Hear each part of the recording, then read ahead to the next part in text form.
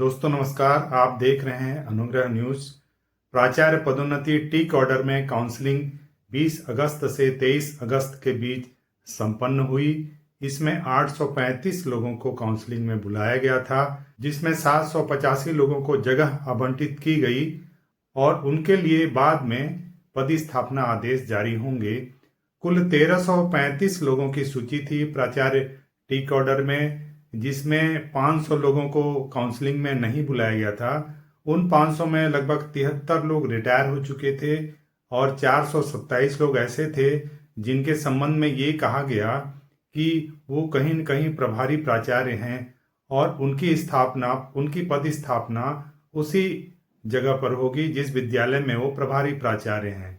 इस तरह से 785 लोग काउंसलिंग में आए और उनके लिए जगह आवंटित की गई। तो निकट भविष्य में बहुत जल्दी समस्त जो पदस्थापना आदेश हैं टीक ऑर्डर में वो जारी हो जाएंगे और ये काउंसलिंग 4 दिनों तक सुव्यवस्थित रूप से चली। कुछ लोग, जिसमें सुरेश वाडेरा वगैरह थे, 11 लोग ऐसे थे जो काउंसलिंग के विरोध में, नियमों के विरोध में हाई कोर्ट में भी गए हैं, किंतु हाई कोर्ट में उनको कोई राहत मिली नहीं और सुनवाई जरूर हुई।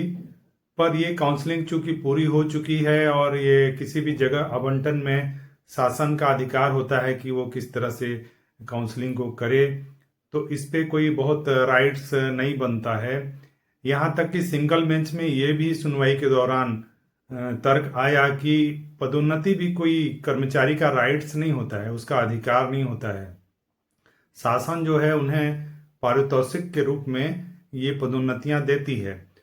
इस तरह से देखा जाए तो काउंसलिंग के नियमों को चुनौती दी ही नहीं जा सकती। अगर चुनौती देते भी हैं, याचिकाएं स्वीकार भी हुई हैं, तो बहुत उसमें उम्मीद नहीं की जा सकती।